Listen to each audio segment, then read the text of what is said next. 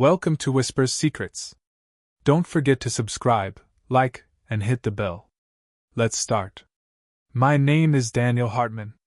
I'm 51 years old, and until a few months ago, I thought my life was built on solid ground. A 2-decade career in international real estate investment, a comfortable home in Charleston, South Carolina, and what I believed was a strong marriage with my wife, Jessica. For 20 years, we built a life together, brick by brick, memory by memory. Or so I thought. The call came on a Thursday evening while I was in Tokyo, wrapping up negotiations on a major development project. Jessica's voice on the other end of the line was strangely buoyant. "I'm leaving you," she said, almost casually, like announcing she'd bought a new pair of shoes. "And I've already sold the Seabrook Island house." I stared at the floor-to-ceiling windows of my hotel suite, overlooking the neon-lit skyline, feeling the world tilt slightly off its axis. "I see," I said, keeping my voice steady. "I'm with Adam now," she continued, referring to her personal trainer, a man 10 years her junior with a penchant for flashy watches and louder cars. "We're starting over." "When did you sell the house?" I asked, my voice detached, professional. "Closed yesterday," she said. "The buyers move in next week." I thanked her for the information and hung up. No arguments. No begging. No dramatics. Because while Jessica believed she held all the cards, there was one critical truth she didn't know. I hadn't spent 20 years safeguarding the investments of multimillion-dollar clients without learning to safeguard my own assets as well. And the Seabrook Island house she thought she'd sold out from under me? It wasn't hers to sell. I sat for a long time, the weight of betrayal settling into something colder, harder. Then I opened my laptop and sent 2 emails, one to my personal attorney, Laura Connolly, and another to my longtime title agent, Richard Monroe. Subject line: Urgent, unauthorized property transaction. Outside, the city pulsed with life. Inside, I was already laying the groundwork for what needed to happen next. Because betrayal without consequences isn't just a mistake. It's an invitation. And Jessica was about to learn that not every door she kicked down stayed open. The Seabrook Island house was our dream property, a sprawling 5-bedroom beach home with wraparound porches, a private dock, and sunset views that could stop conversation. We bought it 12 years ago, sinking every penny of our savings and more into the purchase. Jessica loved entertaining there. Long weekends filled with friends, laughter, champagne. It was her pride and joy. But 4 years ago, after watching colleagues lose homes in messy divorces, I'd taken quiet steps to protect myself. With Jessica's distracted consent, buried in refinancing paperwork she barely glanced at, I transferred ownership of the house into a private trust. The Hartman Family Preservation Trust. Sole trustee, Daniel Hartman. In short, Jessica had no legal standing to sell it. She thought she had. But thinking and knowing are 2 very different things. By the time my plane touched down in Charleston 48 hours later, Laura and Richard had already mobilized. The fraudulent sale had been flagged, the closing frozen, the buyers notified of the irregularity. And Jessica? Jessica was about to face the cold, hard reality of contracts. At home, the locks had been changed. Jessica's clothes were gone, along with a few pieces of furniture, and some art she'd always claimed spoke to her. Adam's cheap cologne still lingered faintly in the air. I spent the night on the porch, watching the tide roll in, the vastness of the ocean reminding me that storms pass, but the sea remains. In the morning, I met Laura at her office downtown. A tidy stack of documents awaited my signature. "We've filed an injunction," she said. "The sale is void. There's no legal transfer of title possible without your authorization." "And Jessica?" I asked. Laura smiled thinly. "Let her lawyer explain it to her." I didn't call Jessica. I didn't text. I simply lived. I went back to work. I resumed my morning runs along the Battery. I sat at my usual table at McCrady's pub on Friday nights. And slowly, word got around. Friends texted cautiously. "Heard about Jessica. Sorry, man. Acquaintances offered awkward pats on the back. But I didn't need their sympathy. I had something better. I had the truth. And when Jessica finally did call, a week later, her voice tight with suppressed panic, I listened patiently as she ranted about betrayal, lies, and what she deserved. "I deserve half," she screamed. "You deserve what you signed for," I said calmly. "Nothing more." And hung up. The divorce proceedings were inevitable. Laura handled them masterfully. We offered a fair settlement, equitable division of shared assets, no claim on the trust, a clean break. Jessica's lawyer blustered, threatened, postured. But the facts were simple. Jessica had tried to sell property she didn't own. Jessica had drained our joint accounts without disclosure. Jessica had walked away from the marriage, physically and legally. The court saw it for what it was. By the end of summer, the divorce was finalized. Jessica received a modest sum.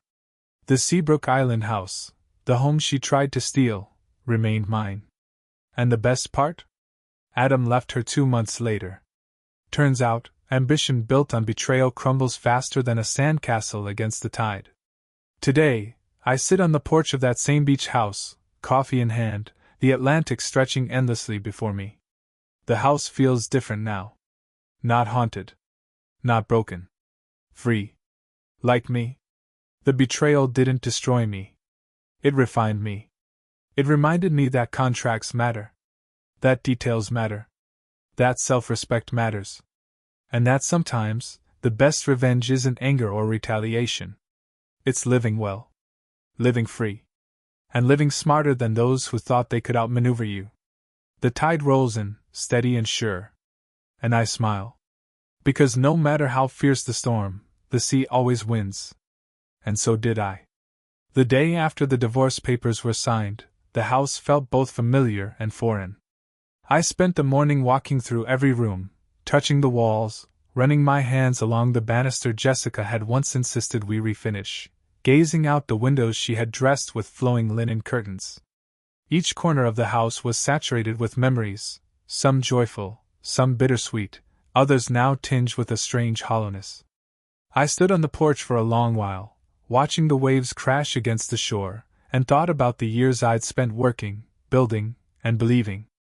The betrayal still stung, but it no longer had the power to paralyze me. If anything, it fueled a slow, steady determination inside me. The house wasn't just wood and stone. It was a symbol. Of resilience. Of lessons learned. And it was mine. That afternoon, I drove into Charleston to meet with Laura Connolly once more. We sat in her modest but well-organized office, a place that now felt oddly comforting.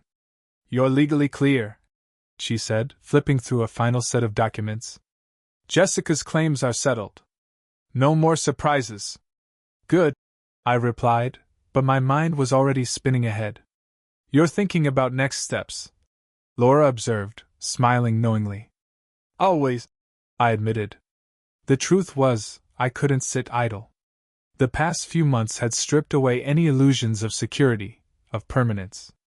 If I was going to rebuild my life, I needed to do it on my terms. "What about expanding your investments?" Laura asked. "You've been tied up overseas for years. Maybe it's time to plant deeper roots here." The idea resonated more than I expected. Maybe it was time to stop chasing deals across the world and start building something lasting at home. I spent the next few weeks combing through local listings, reviewing commercial properties, evaluating potential investments. Each night, after hours spent analyzing spreadsheets and zoning regulations, I would return to the beach house, pour a glass of bourbon, and sit on the deck listening to the endless rhythm of the tide. It was during one of those evenings that I made a decision. I would purchase a series of boutique commercial spaces throughout Charleston. High-end, historic properties with the kind of character you couldn't replicate in steel and glass. Properties that, like me, had endured storms and still stood strong. The first target was a beautiful, slightly weathered building on King Street. Brick facade, wrought iron balconies, original hardwood floors worn smooth by generations of footsteps. It needed work, no question. But the bones were good. Just like me. I made an offer the next morning. Renovations began immediately. I hired a small, trusted crew, craftsmen who cared about the history of the structure as much as I did. No cutting corners. No cheap shortcuts. Every nail, every beam, every pane of glass mattered. Watching the transformation unfold was therapeutic. It reminded me that even when something is damaged, with care and patience, it can be rebuilt stronger than before. Much like a life. Word about the project spread quickly in the local community. Neighbors stopped by to watch the progress, to offer memories about the building's past incarnations. A bookstore in the 1940s. A tailor's shop in the 1970s. A beloved cafe in the early 2000s. Charleston was a city that remembered. And now, I was becoming part of that memory. One afternoon, while overseeing the installation of new reclaimed wood floors, I received a text from an unknown number. Daniel. It's Jessica. Can we talk? For a moment, I simply stared at the message, feeling nothing. No anger. No sadness. Just a detached curiosity. I replied with 2 words. About what? Her answer came quickly. About us. There was no us anymore, and I suspected Jessica knew it. Still, I agreed to meet. Not out of hope or nostalgia, but out of a sense of closure. Better to face the past head-on than let it linger like an open wound. We met at a neutral place, a quiet cafe tucked away from the main tourist routes. Jessica arrived late, dressed impeccably as always, but there was a tension in her posture, a brittleness in her smile. You look good, she said awkwardly as we sat down. Thanks, I replied, polite but guarded. She fidgeted with her coffee cup for a moment before speaking. I made mistakes, she began. I thought I knew what I wanted. I said nothing, letting the silence stretch until she continued. Adam wasn't what I thought he was. And the money, it didn't last as long as I expected. There it was. Not regret over what she'd done. Regret over the consequences. I'm not here to rehash the past, I said calmly. And I'm certainly not here to fix the choices you made. Tears welled in her eyes, but I remained unmoved. I just thought, she whispered, maybe we could start over. For a moment, I felt a flicker of sadness, not for what could have been, but for what she had become. Jessica, I said gently but firmly, we can't start over. Because I never left. You did. She lowered her head, defeated. I stood, placed a $20 bill on the table to cover the coffee, and walked out into the crisp autumn air. And just like that, the last chain binding me to the past broke. Back at the beach house, the renovations continued. I converted Jessica's former home office into a library, floor-to-ceiling bookshelves filled with volumes collected from around the world. The guest bedroom became a music room, a space for the guitar I'd neglected for years. The master suite, once shared, became a sanctuary tailored solely for me, rich dark woods, soft lighting, linens and calming earth tones. This house was no longer haunted. It was alive. And so was I. By December, the King Street building was complete. The grand opening drew a larger crowd than I'd expected, local business owners, artists, old friends. I stood on the balcony that night, looking down at the bustling street below, feeling something I hadn't felt in a long time. Pride. Not just in the building. In myself. Because I'd taken the wreckage of betrayal and turned it into something beautiful. Something lasting. Something real. As the evening wound down, I leaned against the railing, sipping a glass of bourbon, and watched as the last of the guests trickled out into the cool Charleston night. The city pulsed with life, history, and hope. And so did I. Tomorrow, there would be more work. More challenges. More growth. But tonight? Tonight I simply breathed. And it was enough. The first few months of the new year passed in a flurry of activity. With the King Street property fully operational, I threw myself into new projects. I scouted for additional investments, partnered with local artisans to restore aging storefronts, and began mentoring a group of young entrepreneurs eager to leave their mark on Charleston. Every morning, I woke to the steady sound of the surf, the salt air filling my lungs, the certainty that I was exactly where I needed to be, anchoring me in ways I hadn't experienced for years. For the first time in a long while, my life wasn't defined by someone else's expectations. It was mine. Entirely. In February, Laura Connolly called with an unexpected opportunity. "There's a property you need to see," she said. It was an old marina on the outskirts of Charleston, neglected, nearly forgotten, but brimming with potential. The city was looking to revitalize the waterfront, and early movers stood to benefit enormously. I drove out that afternoon. The marina was rough.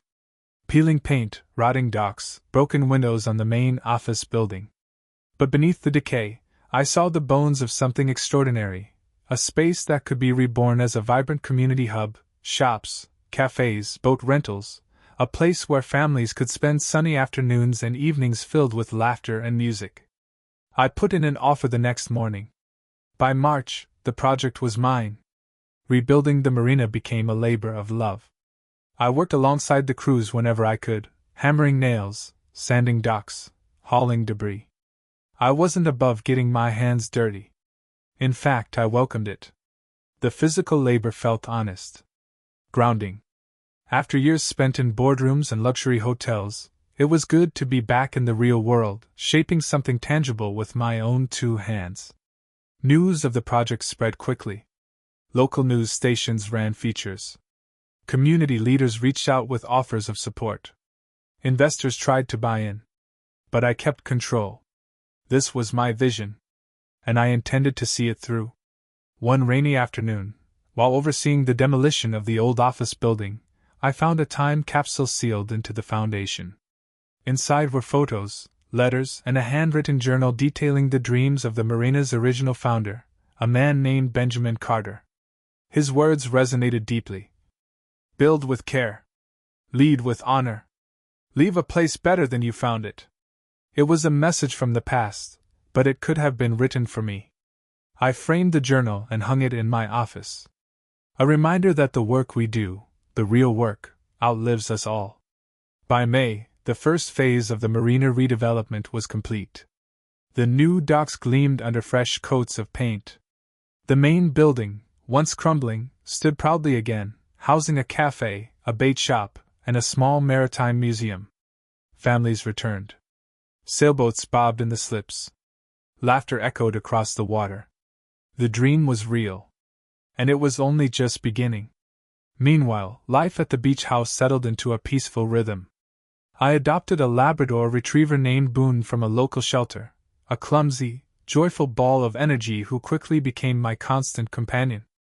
Every morning, Boone and I jogged the beach at sunrise, the cool sand shifting beneath our feet, the endless expanse of ocean reminding me of life's limitless possibilities. Evenings were spent on the porch, guitar in hand, Boone snoring contentedly at my feet, the scent of salt and jasmine heavy in the air. The house that had once symbolized betrayal was now a sanctuary of resilience. One night, as I strummed a few lazy chords, my phone buzzed with a message from an unfamiliar number. "Daniel, it's Adam." I stared at the screen, debating whether to delete the message unread. Curiosity won. "I owe you an apology. Can we meet?" I should have ignored it. But something, curiosity, closure, maybe just the desire to end old business, made me agree. We met at a neutral spot, an old dockside bar known for cheap beer and a no-questions-asked atmosphere. Adam looked different. Older. Humbled. He didn't waste time with pleasantries. "I screwed up," he said, eyes downcast. "Not my problem anymore," I replied evenly. "I know," he said quickly.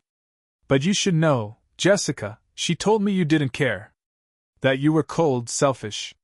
He shook his head. "I believed her. Until I saw the way she treated people when she thought no one was looking." I said nothing. "She lied to both of us," Adam continued. "I just wanted to say, I'm sorry." I finished my drink, set the glass down carefully. "Apology accepted," I said. Then I stood and left. No anger. No drama. Just closure. Summer arrived in full, golden force. Tourists flooded Charleston. The marina thrived.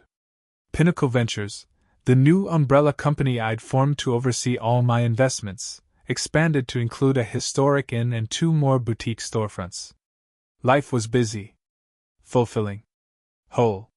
One evening, as Boone and I walked along the beach, the sun sinking low over the water, I realized something profound. Betrayal hadn't broken me. It had freed me. Freed me from illusions. Freed me from complacency. Freed me to live life on my own terms. And for that, I was grateful. Not grateful to Jessica, but grateful to myself. For choosing to rebuild. For choosing to rise. For choosing to believe that even in the wake of destruction, something beautiful can be born. Something stronger. Something lasting. Something true. The tide rolled in, steady and eternal. Boone barked joyfully at the surf, chasing the waves. And I laughed, a deep, unburdened sound carried away on the ocean breeze. The past was behind me. The future stretched endlessly ahead. And I was ready. Finally, truly, ready? August rolled in heavy with heat and humidity, but it also carried something else: momentum. The marina was thriving beyond expectations. The small maritime museum became a local sensation, attracting school groups and history buffs. Families spent weekends on the docks, and the cafe buzzed with chatter and music. I had created a space that was no longer just about profit. It was about community. About legacy. It was about building something that would outlast me. One afternoon, after overseeing a vendor meeting at the marina, I returned to the beach house to find Boone waiting eagerly at the door. His tail thumped a joyful rhythm against the hardwood floor, and as always, he seemed to sense when I needed grounding. We jogged the shoreline, the setting sun staining the sky in pinks and golds, the waves crashing against the sand in their eternal dance. I ran until my chest burned and my legs ached, not out of punishment but gratitude. Gratitude for another day lived on my own terms. Gratitude for the chance to rebuild. Gratitude for the hard-won freedom I would never again take for granted. At the end of August, Laura Connolly invited me to a private networking event for local entrepreneurs and investors. It wasn't normally my scene, small talk and business cards, but I owed her, and it was time to start widening Pinnacle Ventures' circle of influence. The event was held at a converted warehouse downtown, raw brick walls, exposed beams, Edison bulbs strung across the ceiling. The air buzzed with ambition. I mingled, exchanged pleasantries, and listened more than I spoke. I wasn't there to impress. I was there to observe. It was during a lull near the bar that she approached me. "Daniel Hartman, right?" she asked, extending her hand. She was tall, confident, her hair swept back in a no-nonsense ponytail, a spark of intelligence in her eyes. "That's me," I said, shaking her hand. "Samantha Evans," she introduced herself. "I run Harbor Collaborative." I recognized the name, a boutique consulting firm specializing in revitalizing historic districts. "I've heard of your work," I said truthfully. "King Street, the East Bay renovation project." "And I've heard of yours," she replied, smiling. We talked for over an hour, the conversation easy, layered with mutual respect. She understood the delicate balance between preserving history and fostering growth. She wasn't chasing flashy projects for quick wins. She was building like me. By the end of the night, we agreed to meet again, professionally. Personally? That door remained closed. For now. But as I walked Boone along the beach the next morning, I couldn't deny the faint flicker of possibility. Maybe, just maybe, the heart was like any other structure. Damaged, yes. But capable of being rebuilt. If you laid the right foundation. September brought a new project. A historic textile mill on the outskirts of Charleston was going up for auction. Neglected for decades, it was a hulking relic of another era, its brickwork crumbling, its massive iron gears rusting in the sun. But where others saw decay, I saw opportunity. I toured the site with Thomas Green, an architect I'd worked with on the Marina project. We wore hard hats and boots, picking our way through debris and dust. "It's a monster," Thomas said, half joking, wiping sweat from his brow. "A beautiful one." I replied. I envisioned loft-style apartments, an art gallery, perhaps a co-working space. A place where history and modern life could coexist. We put together a plan. I secured financing. By mid-September, the mill was mine. The fall unfolded in a blur of blueprints, contractor meetings, and late-night strategy sessions. But I made time, always, for balance. Sunrises on the beach with Boone. Quiet dinners on the porch, a glass of bourbon in hand, the air cool and crisp. Occasional lunches with Samantha, where conversation ranged from city planning to favorite books to old blues records. No pressure. No expectations. Just two people rebuilding in their own ways. October brought unexpected news. Jessica was moving back to Charleston. I heard it through the grapevine, mutual acquaintances, whispers at networking events. Apparently, her boutique gym venture in Atlanta had failed. The money had dried up. Adam had moved on. I felt nothing. No bitterness. No satisfaction. Just an awareness that the past has a way of chasing those who refuse to learn from it. I didn't reach out. I didn't need to. My life no longer intersected with hers. And that was exactly how I intended to keep it. By Halloween, the first phase of the textile mill restoration was underway. Brickwork reinforced. Rusted machinery cleaned and displayed as historical artifacts. Community interest exploded. Local artists offered to curate exhibits. Families volunteered for cleanup days. The project became more than a business venture. It became a movement. Proof that history doesn't have to be erased to make way for the future. It can be honored. It can be integrated. It can be celebrated. November swept in with crisp winds and vibrant foliage. Charleston prepared for the holiday season, streets strung with lights, store windows adorned with garlands and ribbons. Pinnacle Ventures closed its best quarter yet. The marina expanded its offerings to include sailing lessons and eco-tours. The King Street property was fully leased. And the beach house? It had become a home in every sense of the word. Not because of who shared it with me, but because of who I had become within it. One evening, as Boone and I sat on the porch watching the stars emerge, I thought about the journey. The betrayal. The collapse.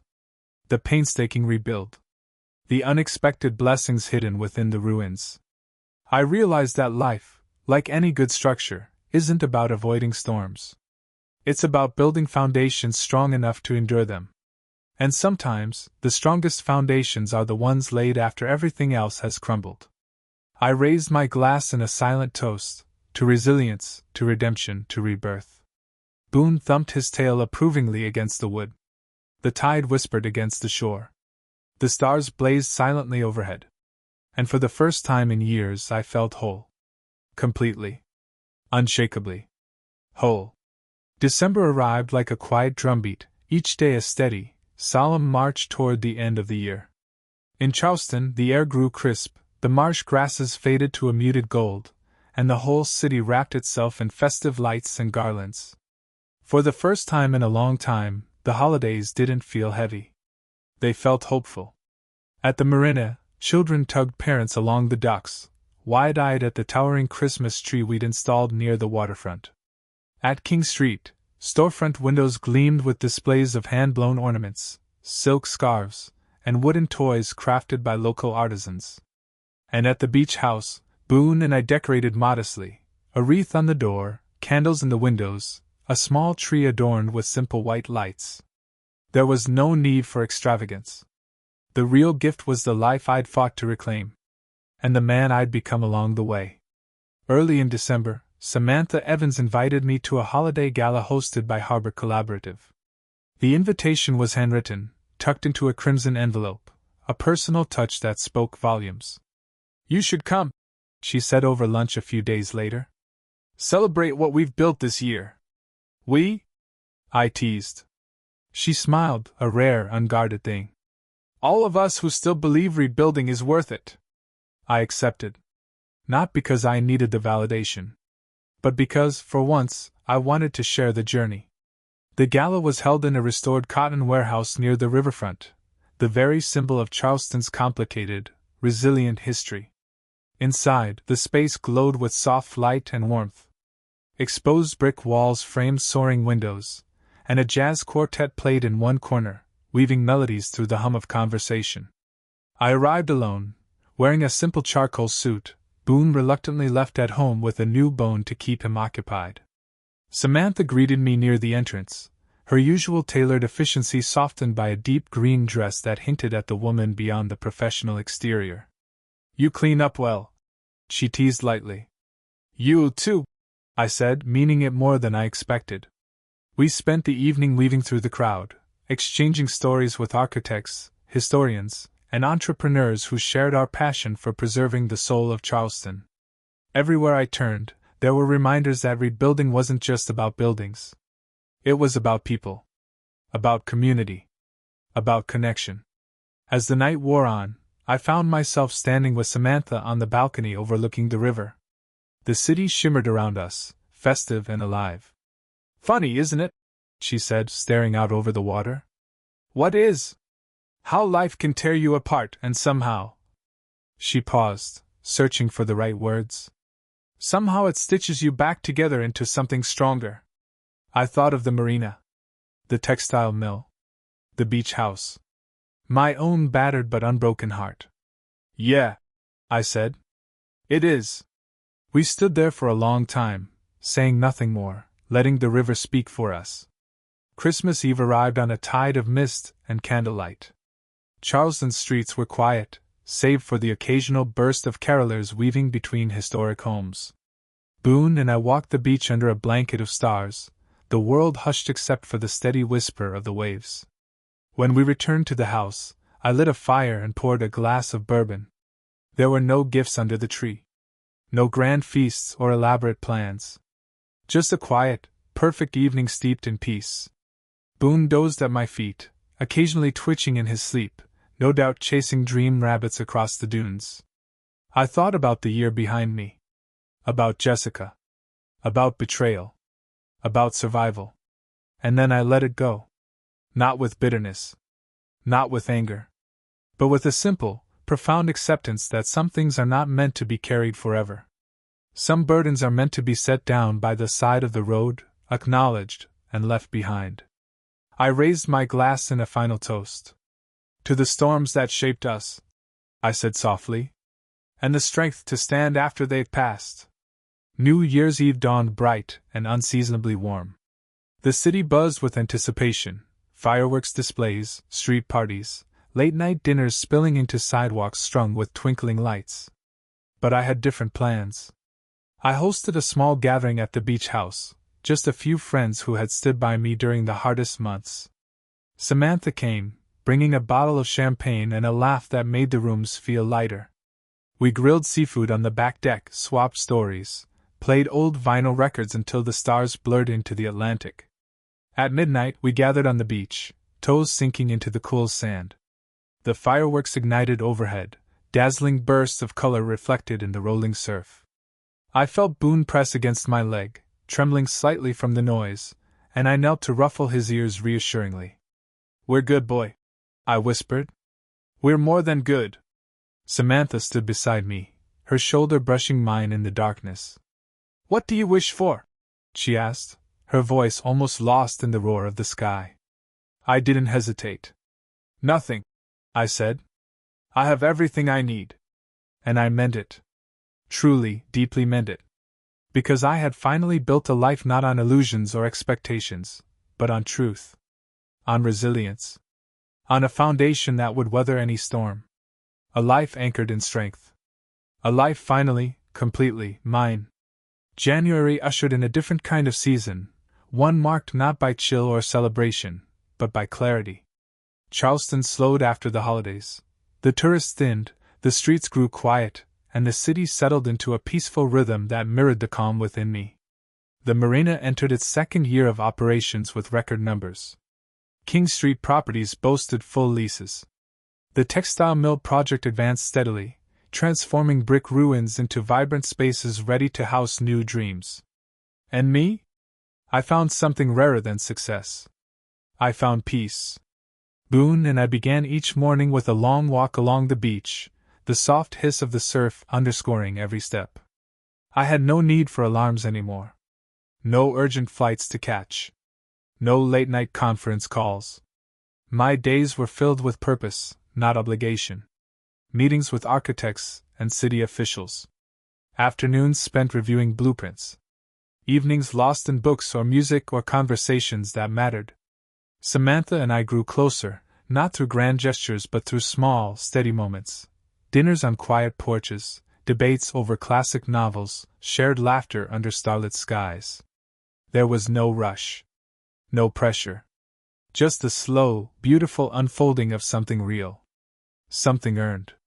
One crisp morning, as Boone chased gulls along the shoreline, my phone buzzed with a call from Laura Connolly. "Got a minute?" she asked. "For you?" "Always." She laughed softly, then grew serious. "I had coffee with an old acquaintance this morning, Jessica." I felt a flicker of something, not pain, not anger, just the faint ache of a scar you forget is there until someone brushes against it. "She's struggling," Laura said carefully. "Financially. Personally." I said nothing. "She asked about you," Laura continued. "Wanted to know if you'd reconsider helping her." I stared out at the horizon, where the sea met the sky in a seamless band of silver. "Tell her," I said after a long pause, "that I wish her well. But my life is no longer hers to ask anything of." "I thought you'd say that," Laura said quietly. "I'm proud of you, Daniel." I ended the call and watched Boone racing along the waterline, his joy pure and unburdened. And I felt it again, that profound, unshakable peace. Because forgiveness isn't always about second chances. Sometimes it's about letting go. Completely. Without regret. Without resentment. Just release. Spring tiptoed into Charleston, painting the azaleas and dogwoods in bursts of color. The city shook off its winter slumber, and so did I. Samantha and I attended the opening gala for the Textile Mills Art Center, a culmination of months of work and dreams made real. As we walked through the refurbished halls, past vibrant paintings and sculptures crafted from reclaimed wood and steel, I thought about all the pieces of my life that had once seemed broken beyond repair. And how, piece by piece, I had fashioned them into something new. Something stronger. Something beautiful. One evening, months later, as the sun dipped low over the Atlantic, Samantha and I stood barefoot in the sand, Boone splashing happily in the shallows. She slipped her hand into mine, no words needed. We watched the tide roll in, endless and eternal. "You know," I said, breaking the comfortable silence, "there was a time when I thought the sea would drown me." She squeezed my hand gently. "But it didn't," she said. I smiled, feeling the truth of it settle into my bones. "No," I said. "It carried me home." The waves surged and retreated, whispering their ancient lullaby. Boone barked joyfully, chasing the foam. The stars blinked to life overhead. And there, standing at the edge of everything I had survived, I realized that I hadn't just rebuilt a life. I had reclaimed it. Rooted in truth. Anchored in strength. And open, finally, to whatever came next. Thank you for being with us on Whisper's Secrets. If you enjoyed this, leave a like, drop a comment, and be sure to subscribe. The secrets are waiting to be revealed. See you soon.